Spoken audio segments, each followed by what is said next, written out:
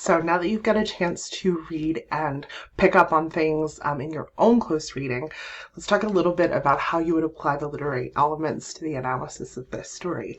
And of course, I won't be able to cover all that you can dig out in this story, but there are a lot of great examples of how the different literary elements work and how they work together to create this overarching theme. So I'm going to start with character here and narrator point of view. So our protagonist is Sammy. He's also the narrator of the story, and Sammy has a very vivid, colorful voice in the way that he describes things. He is opinionated. His personality is definitely filtered through the way that he describes this situation. You can tell from the way that he tells this story that he's not particularly thrilled to be working at the A&P. You can tell that he feels like he knows about all the other customers in the store and what they're doing and who they are, and he feels pretty disenchanted with all of those things. He starts off by describing this woman that he's checking out as a witch about 50. She's been watching cash registers 40 years and probably never seen a mistake. He calls the other customers sheep. And you want to think about what that implies. And he uses that term sheep multiple times. You usually use the term sheep for somebody who is just sort of blindly following the herd. And that seems to be what he finds most unlikable about the customers in the store, is that they are very much conforming to these rules and expectations that society had laid out. And remember, we're in a grocery store. In terms of setting, the physical setting, in the 1960s, 1950s, the grocery store is sort of like the great equalizer. Everybody has to go to the grocery store. Everybody has to go get food. And it's one of those places where everybody in a community goes to, and this is where Updike has set his story, which of course creates this sort of this isolated picture of what this community and this town is like. So you have all of these sheep, these people that Sammy believes to be, sort of blindly following the crowd. He also uses other terms like house slaves and pin curlers and things like that. So you can tell that he finds what they're doing sort of unoriginal and conforming to those rules and expectations. Now, Langle, who is our primary character antagonist, is the manager of the store. And Langle is described in a couple of ways that also go along with this thematic direction. So Sammy says that Langle is a Sunday school teacher. He doesn't miss much. He says that he's pretty dreary. So what that tells us is that Langle is a representation of two things to Sammy. Number one, he's a part of this conforming generation, this generation of sheep and rule followers that Sammy is generally unimpressed with. But he's also the rule maker at this store. He's the manager. He's the one that sets the rules. He's the one whose rules you have to follow in the store. So he is a sort of figure that holds both of those meanings to Sammy. And Sammy finds that, quote, pretty dreary. Meaning, Sammy finds it's not necessarily that he actively dislikes these people. He finds all of it very boring and predictable.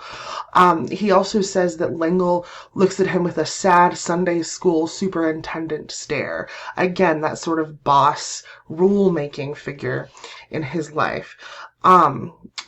Now, aside from the antagonist, we do have a foil character in this story who is Stokesy. Stokesy is the other cashier at the A&P. And we get very limited characterization of Stokesy, but it's very important characterization because it tells us, as Sammy's foil, about Sammy. So as the girls are, walking around the grocery store, Sammy tells us that Stokesy's married with 2 babies chalked up on his fuselage already, but as far as I can tell, that's the only difference. He's 22 and I was 19 in April. So Sammy and Stokesy are essentially the same age, couple years difference.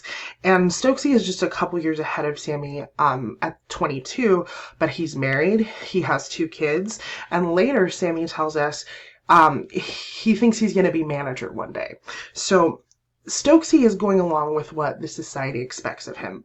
At this point in time, to be married with 2 kids, with a, stable middle-class career ahead of you. That was what society expected you to do, to be a good little worker and contributor to that nuclear ideal. And Stokesy is doing that, but Sammy says that's the only difference between them. So he doesn't really see that like marriage and kids as, making Stokesy's life all that different. He also seems to be sort of mocking of it. He, when Sammy and Stokesy are going back and forth about, they're making sort of these comments about the girls, he says, the responsible married man finds his voice. So again, Stokesy is this responsible married man who's not always acting like it and having to, suppress these jokes that he's having with his cashier friend because he's supposed to be this other version of a young person starting out in life. So all of these things tell us what Sammy is not directly telling us. The fact that he calls the customer sheep and thinks that they're sort of blindly following these rules. The fact that the antagonist is this rule maker, dreary figure that's very boring to Sammy. And the fact that his foil character is of his generation, but doing what that rule-making, group wants him to do. All of these things tell us about Sammy's primary conflicts. Now in coming-of-age stories, again, these conflicts are often character versus self and character versus society. So he's definitely in conflict with the society around him. He doesn't want to do what Stokesy's done. He thinks that the future that's laid out for him, if he does what these rules and expectations expect him to do, he thinks that that future looks really boring and vanilla and uniform. And he's struggling on the inside with himself because even though he feels this way, he's still working at the A&P. He's still going along with it, even though he's having these internal feelings, these internal conflicts. So it's the root of the conflict in our plot. Now, you also want to pay attention to other parts of Sammy's characterization. And these are absolutely, up to the reader. So Sammy describes the girls in incredible detail. And some people, find this a bit uncomfortable or creepy for Sammy to be doing this. Rightfully so. Some people not so much, but in a lot of cases, people read Sammy as much younger than he actually is. Doesn't quite sound 19. Sounds a bit like 13, 14, because first time he's ever seen a girl in a bikini before. But again, this goes back to the historical setting. Bikinis were new. 2 pieces were new. And this very likely would be the first time that he had ever seen, a belly button before, much less these girls who are doing it without even seeming to realize the scandal that they're creating in the A&P. Now, as far as Queenie and the girls, we get very little. They really participate in the action very little. It is Sammy's observance of the of them walking around the store that details the action, but they are of course the source of the ultimate climax of the story, when Sammy quits his job. And what you want to think about with all of this is what those girls represent, not just in a literal sense. So in this story, Sammy is fascinated by them for very obvious physical sexual attraction reasons, right? He is very much into their bodies. However, what these girls are doing in a society that expects them for everybody to, follow the herd and do this, what Sammy's considers to be very boring life plan, these girls are completely rejecting that. They are walking into a store in their swimsuits. They don't care. And as a matter of fact, at one point, Sammy says the sheep were pushing their carts down the aisle and the girls were walking against the usual traffic. Not that we have one-way signs or anything. It was pretty hilarious. So the girls are literally going against the flow. They're going against what everybody else is doing. Not only that, But Sammy says a couple sentences later, I bet you could set off dynamite in an A&P and the people would by and large keep reaching and checking oatmeal off their lists. Meaning, he thinks that these people are so rule following and so conforming to these expectations that they can't even step out of line enough to stare at these girls. They can't even acknowledge what is happening, right? They don't even want to call attention to it. And that in and of itself, again, just tells you the difference between what Sammy sees as very boring, bland, predictable life and what the girls are doing, which is shaking things up, doing what they want, being different than what society expects them to be. Right or wrong, that's what they're doing. Now, ultimately, this brings us to the climax of this story when L'Engle confronts the girls. And I do just want to emphasize this ultimate sort of confrontation between the two of them. When people think of this in a modern context, you think, well, yeah, you can't wear your swimsuit to, a grocery store. And while this is a beach town, however, what L'Engle says to the girls, is very specific, and this important part of the climax is what we want to pay attention to in terms of what it tells us about the plot. So L'Engle tells the girls that this isn't the beach, etc., and they sort of go back and forth. He says, we want you dressed decently when you come in here. So he basically says what they're doing is indecent. Queenie replies that they are decent. And he says, girls, I don't want to argue with you. After this, come in here with your shoulders covered. It's our policy. So number one, the problem that L'Engle sees with what they're wearing is that he wants their shoulders to be covered, which is a very specific, conservative dressing expectation of that time period. And number two, he says, this is our policy. And Sammy's next line is, that's policy for you. Policy is what kingpins want. What the others want is juvenile delinquency. So he sees this and he says, he's basically calling these girls indecent and shaming them to get out of the store, even, though it is their store policy. And Sammy's saying that, of course, he's following the rules because that's what you do. You follow the rules. And this seems to be what prompts Sammy to quit. Now, when he quits his job, he goes back and forth with L'Engle for a second, and he says, you didn't have to embarrass them, right? So it's not that L'Engle confronted the girls that upset Sammy, it's the way he did it. It's the fact that he embarrassed them. And L'Engle says it was they who was embarrassing us. So again, we see this difference, this generational difference, this social difference between Queenie and the girls and Sammy and L'Engle. L'Engle thinks they're indecent. He thinks that they're embarrassing the store. Sammy and the girls, think that they are decent, and what he did was embarrass them. And this is sort of representative of that larger conflict that we see in this story with, these young people pushing back or rebelling against their society.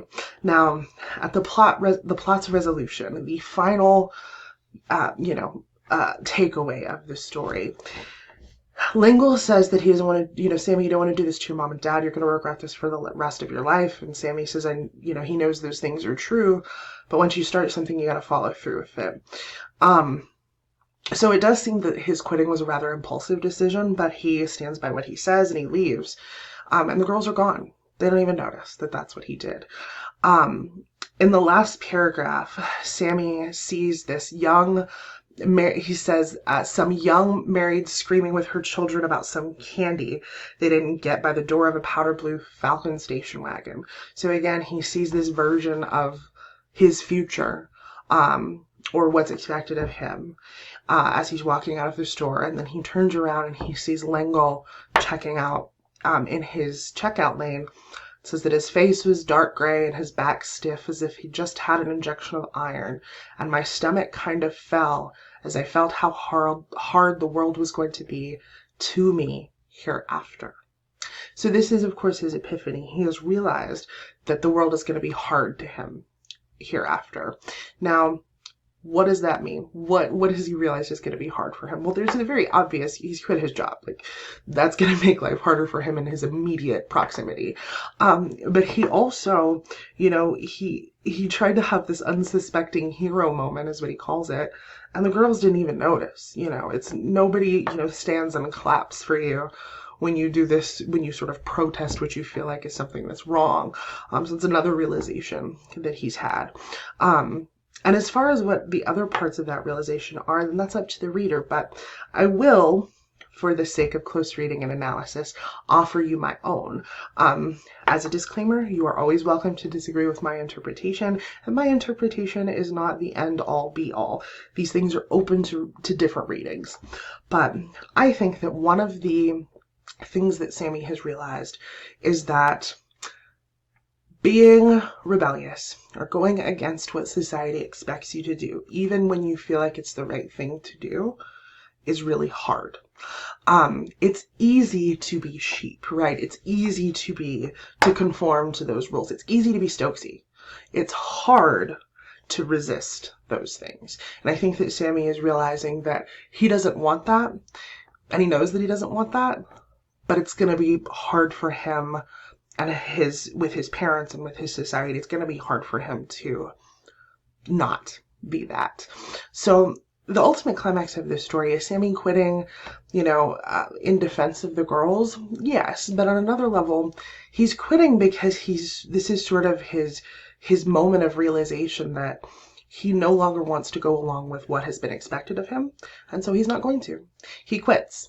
And as most literature does, we have this ambiguous ending where we don't know what the future holds for Sammy, but we know that it's not quite as simple as, sticking it to the man and having a happily ever after. So those are some things that you can think about within the story in terms of analysis. This story will be available for your practice Socratic seminar as well as your real Socratic seminar here in a couple of weeks. So I encourage you to keep a close eye on it, think about some of these things, and see what conclusions you can come to as far as the story's elements.